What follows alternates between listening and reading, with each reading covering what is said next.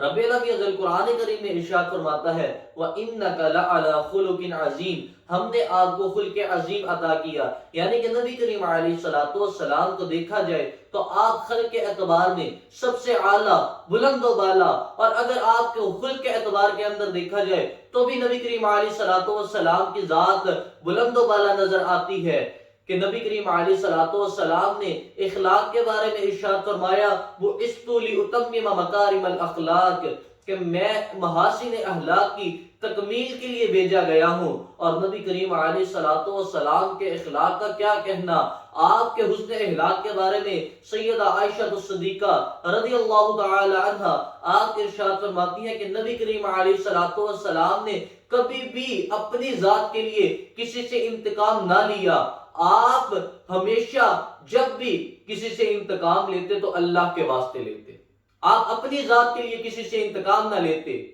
وہ آتا ہے نا کہ نبوت کے 10ویں سال جب نبی کریم علیہ السلام قبیلہ ثقیف کو دعوت اسلام دینے کے لیے طائف تشریف لے کے گئے تو وہاں کے لوگوں نے آپ کے ساتھ بہت برا سلوک کیا، حتیٰ کہ نبی کریم علیہ السلام پہ پتھر برسانا شروع کر دیے، اور آپ پہ اتنے پتھر برسائے کہ نبی کریم علیہ السلام کے نالین پاک خون آلود ہو گئے، آپ کے نالین مبارک خون سے تر ہو گئے، اس قدر پتھر برسائے گئے۔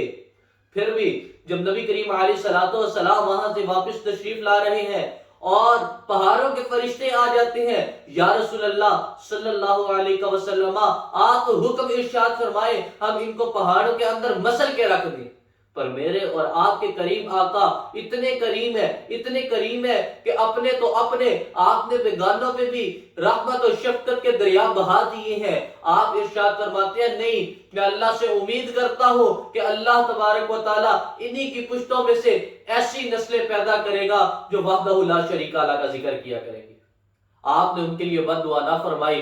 اور جب نبی کریم علیہ السلام نے طفیل بن عمر دوسی آپ کو قبیلہ دوس کو جب دعوت اسلام کے لیے بھیجا کہ آپ جائیں وہاں پہ دعوت اسلام دیں، تو جب وہ وہاں سے واپس آئے تو واپس آ کے عرض کرنے لگے یا رسول اللہ صلی اللہ علیہ وسلم قبیلہ دوس ہلاک ہو گیا، اس نے اللہ اور اللہ کے رسول کی اطاعت کرنے سے انکار کر دیا، آپ ان کے لیے بد دعا فرمائے۔ تو میرے اور آپ کے کریم آقا اتنے کریم ہے کہ جب آپ نے ید اللہ والے ہاتھ اٹھائے تو تمام لوگوں کو گمان ہو گیا کہ آج ان کے حق میں بد دعا ہونے لگی ہے، میرے اور آپ کے کریم آقا بد دعا کرنے لگے ہیں۔ لیکن قربان جاؤں آپ پہ یا رسول اللہ صلی اللہ علیہ وسلم کہ جب میرے اور آپ کے کریم آقا نے ہاتھ اٹھائے اور ہاتھ اٹھا کے دعا کرنے لگے کہ اے اللہ قبیلہ دوس کو ہدایت عطا فرما، اے اللہ قبیلہ دوس کو ہدایت عطا فرما اور انہیں مسلمان کر کے لا۔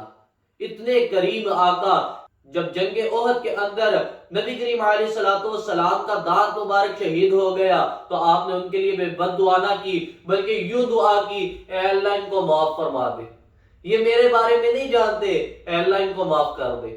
یہ اتنے کریم آقا تھے، یہ اتنے کریم آقا ہیں کہ کافروں پر اس قدر شفقت اور رحمت کے دریا بہا رہے ہیں، اور ہم امتیوں پہ کتنے دریا بہائے ہوئے۔ اللہ اکبر کبیرہ کہ نبی کریم علیہ السلام نے امت پہ اس قدر شفقت کی اور امت کی تکلیف کو برداشت نہیں کیا جا سکتا تھا۔ رب العالمین قرآن کے اندر ارشاد فرما دیا لَقَدْ جَاءَكُمْ رَسُولٌ مِّنْ أَنفُسِكُمْ عَزِيزٌ عَلَيْهِ مَا عَنِتُّمْ حَرِيصٌ۔ رب العالمین قرآن نے ارشاد فرما رہا ہے کہ تمہاری میں سے ہی وہ رسول ہے کہ تمہارا تکلیف میں پڑنا اس پر شاق گزرتا ہے، اس پر گراں گزرتا ہے، وہ تمہیں تکلیف میں نہیں دیکھ سکتا۔ ارے یہ تو وہ نبی کریم علیہ السلام ہے کہ جب آپ دنیا کے اندر آئے تو آپ کے ہونٹوں پہ صدا آ رہی تھی یا ربی امتی، یا ربی امتی امتی۔ وہ کسی نے کیا خوب کہا نا، ربی حبلی امتی کہتے ہوئے پیدا ہوئے، ربی حبلی امتی کہتے ہوئے پیدا ہوئے۔ حق نے فرمایا کہ بخشا الصلاۃ والسلام یہ اتنے کریم آقا ہے کہ آپ جب پیدا ہوتے ہیں تب بھی یا ربی امتی امتی کی صدائیں آتی ہیں. جب آپ کو عرش پہ بلایا جاتا ہے اتنا قریب کیا جاتا ہے، اتنا قریب کیا جاتا ہے کہ مصطفیٰ اور رب آپس میں روبرو ہو جاتے ہیں. پھر رب ارشاد فرماتا ہے اے محبوب مانگ، کیا مانگتا ہے؟ لیکن میں قربان جاؤں آپ پہ یا رسول اللہ صلی اللہ علیہ وسلم. میرے اور آپ کے کریم آقا جو چاہتے مانگ سکتے تھے. یہ تو دو جہاں ہے، وہ 100 جہاں چاہتے وہ مانگ سکتے تھے، وہ کچھ بھی چاہتے مانگ سکتے تھے. لیکن آپ نے کوئی اور چیز طلب نہ کی، بلکہ کیا طلب کیا؟ میرے اور آپ کے لیے شفاعت طلب کر دی.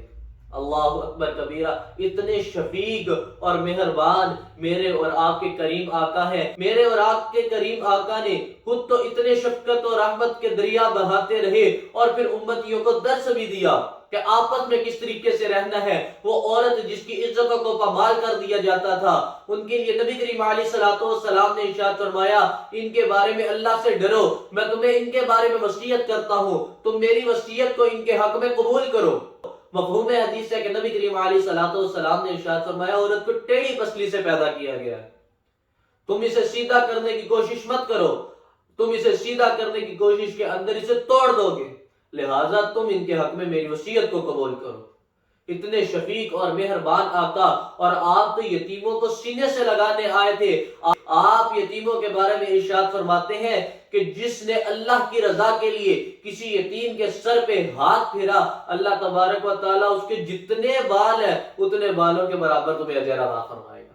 اور نبی کریم علیہ الصلوۃ والسلام ارشاد فرماتے ہیں جس نے کسی یتیم لڑکے یا لڑکی کے ساتھ نیکی کی، اس کی کفالت کی، اس کے ساتھ حسن اخلاق کے ساتھ پیش آیا، میں اور وہ قیامت کے دن اس طرح یوں اکٹھے ہوں گے. اور نبی کریم علیہ الصلوۃ والسلام تو بچوں کے ساتھ بھی بے حد محبت فرمایا کرتے تھے کہ ایک مرتبہ جب نبی کریم علیہ الصلوۃ والسلام نے امام حسن مجتبیٰ کو اٹھایا اور اٹھا کے چومنا شروع کر دیا، آپ کے پاس اقرا بن حابس تیمیمی آپ بیٹھے ہوئے تھے اور عرض کرنے لگے یا رسول اللہ صلی اللہ علیہ وسلم میرے 10 بچے ہیں پر میں کسی کو نہیں چومتا. میرے اور آپ کے محبوب نبی کریم علیہ الصلوۃ والسلام آپ ارشاد فرمانے لگے جو دوسروں پہ رحم نہیں کرتا اس پہ بھی رحم نہیں کیا جاتا.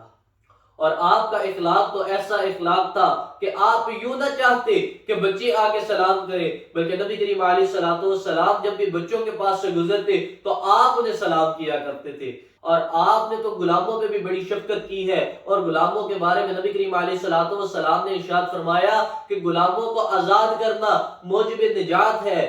اور ایک مقام پہ یوں ارشاد فرمایا جو شخص غلام کو آزاد کرے گا اللہ رب العزت اس غلام کے ہر عضو کے بدلے اس کے ایک عضو کو دوزخ سے آزاد کر دے گا. اور نبی کریم علیہ الصلوۃ والسلام نے جب اس سے بڑھ کے غلاموں کے بارے میں کہا اور آپ نے یوں ارشاد فرمایا جو کھاتے ہو ان کو کھلاؤ، جو پیتے ہو ان کو پلاؤ، جو پہنتے ہو ان کو پہناؤ. یعنی کہ اس قدر غلاموں کے ساتھ بھی رویہ کیا کرو. یہ تو ہو گئی انسانوں کی بات. نبی کریم علیہ الصلوۃ والسلام تو رحمت للعالمین بن کے آئے. آپ نے نہ کہ صرف انسانوں پہ محبت و شفقت کے دریا بہائے، بلکہ آپ نے جہاں انسانوں کے بارے میں اخلاقیات کا درس دیا وہیں پہ چوپایوں کے بارے میں بھی اخلاقیات کا درس دیا. نبی کریم علیہ الصلوۃ والسلام آپ ارشاد فرماتے ہیں کہ چوپایوں کے بارے میں اللہ سے ڈرو، ان کو آپس میں نہ لڑوایا کرو. اور ایک مرتبہ جب نبی کریم علیہ الصلوۃ والسلام کا گزر ایک گدھے سے ہوا تو آپ نے اس گدھے کے چہرے کے اوپر کچھ نشان دیکھے، کچھ داغ کو پایا تو نبی کریم علیہ الصلوۃ والسلام نے ارشاد فرمایا لعنت ہو اس شخص پہ جس نے اس کے چہرے پہ داغ دیا. اللہ اکبر کبیرہ. کہ میرے اور آپ کے کریم آقا کے اخلاق کا کیا کہنا. اللہ رب العزت سے دعا ہے اللہ رب العزت ہمیں بھی ان کے نقش قدم پہ چلنے کی توفیق عطا فرمائے. آمین. وآخر